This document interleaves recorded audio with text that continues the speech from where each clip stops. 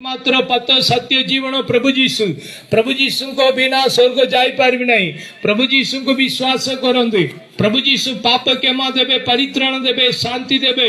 से मात्र नहीं, स्वर्ग रे स्थान देवे। स्वर्ग जीवा पाए एकमात्र पत प्रभु जीशु को विश्वास करते।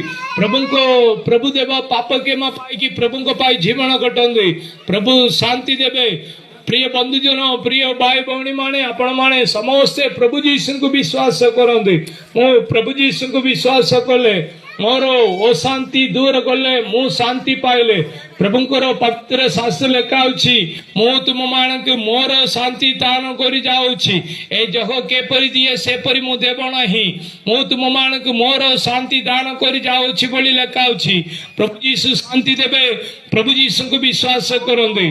प्रभु ए गुजरी गाँव रे समस्त पाप क्षमा दियो, परित्राण दियो, शांति दियो, शांति की दूर कर बोली प्रार्थना करछि।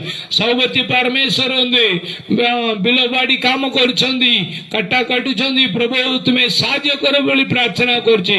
सान सान पिला मान के तुम छानतले समर्पण करछि। भाई भौणी मान के समर्पण करछि। ए गाँव रे तुम्हें उदार कार्य कर बोली प्रार्थना करछि। समर्पण करे प्रार्थना प्रिय प्रभु जीशु कृष्ण को पवित्र नाम रे प्रार्थना करछि। स्वर्गस्थ पिता, आमेन आमेन।